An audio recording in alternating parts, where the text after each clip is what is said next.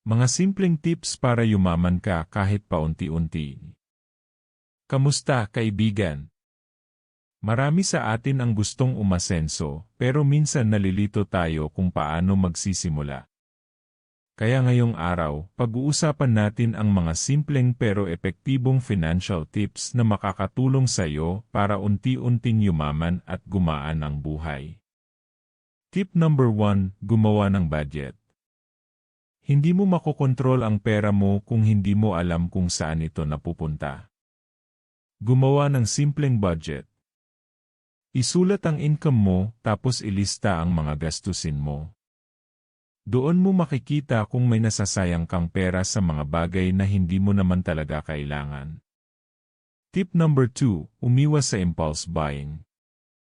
Ang sale ay hindi laging savings. Kung bibili ka ng hindi mo naman kailangan, gastos pa rin yan. Maghintay ng 24 hours bago bumili ng big-ticket items. Malamang, mawawala rin ang urge mo pagkatapos ng isang araw. Tip number 3, magtabi ka agad ng ipon pagkasweldo. Bago ka pa gumastos, ipunin mo na agad ang kahit isa 0% ng kita mo. Gawin mong automatic. Para kang nagbabayad sa future self mo.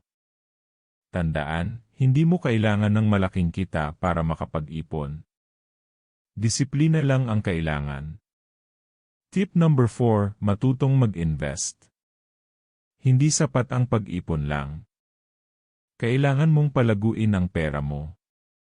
Aralin ang tungkol sa mutual funds, stock market, o kahit maliit na negosyo. Ang mahalaga, magsimula ka kahit maliit. Huwag mong hintayin ang perfect time, kasi baka hindi na dumating yon. Tip number 5, magbayad ng utang, unti-unti. Kung may utang ka, huwag mo itong takbuhan. Gawan mo ng plano. Magsimula sa maliit na utang, tapos paunti-unting bayaran. Masarap sa pakiramdam kapag alam mong unti-unti kang lumalaya sa utang. Tip number 6, matutong mabuhay ng simple. Hindi mo kailangang ipakita sa social media na marami kang pera.